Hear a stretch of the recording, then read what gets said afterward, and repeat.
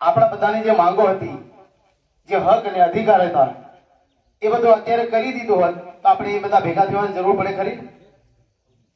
પડે ખરી? નહીં પડે ને. તો આપણે જોઈ રહ્યા છીએ ગુજરાતની અંદર એટલો બધો ભય, ભૂખ અને ભ્રષ્ટાચાર વધી ગયો છે.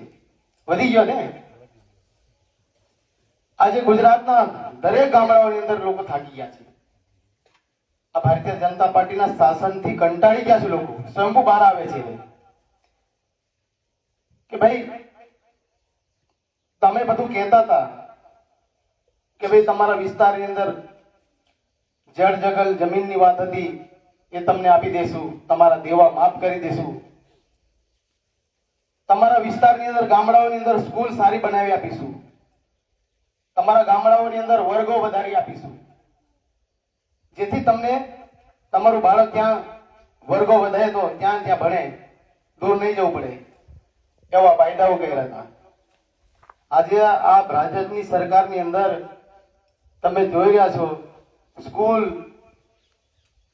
ની અંદર જે સ્કૂલ બનાવવાની હતી અને જે ઓરડાઓ બનાવવાના હતા, વર્ગો આપવાની બદલે તમે જોઈ રહ્યા છો તો ગામડાઓની અંદર 500 થી ઉપર શાળાઓ બંધ કરી નાખ્યા લોકો. અત્યારે છોટાઉદેપુર તાલુકાની અંદર 150 થી વધારે સ્કૂલોની અંદર જે શિક્ષકોની ઘટ છે.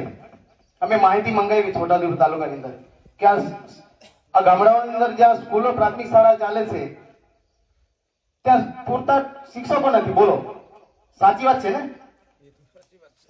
તો તમને અહીંની જે જનતા છે, ગુજરાતની જે જનતા છે, એ તમને શાના માટે પેજ પ્રમુખથી પાર્લામેન્ટ સુધી તમને પહોંચાડી દીધા? આપણે બધા સૌએ ભેગા થઈને કે ભારતીય જનતા પાર્ટીના શાસનની અંદર નરેન્દ્ર મોદી સાહેબ મોટા મોટા ભાષણો કરે છે, સારી વાત કરે છે, એમ કરી બધા આપણે ભેગા થઈ અને પેજ પ્રમુખ પરથી પાર્લામેન્ટ દિલ્હી. તો આજે દિવસે ને દિવસે જે લોકોના હક અને અધિકારની વાત હતી, જે ગામડાઓની અંદર સારી સ્કૂલો બનાવવાની હતી, શિક્ષણ આપવાનું હતું, રોડ રસ્તાની વાત હતી, જે હોસ્પિટલ દવાખાનાની વાત હતી, આજે કાર્ડ બનાવ્યા આપે, કાર્ડ ચાલતા નથી. આટલામાંથી કોઈનું કાર્ડ ચાલ્યું હોય તો બોલો, ઊંચી આંગળી કરો. 10-10 લાખના કાર્ડ બનાવી દીધા, કોઈ પણ દવાખાનામાં કાર્ડ ચાલતું નથી.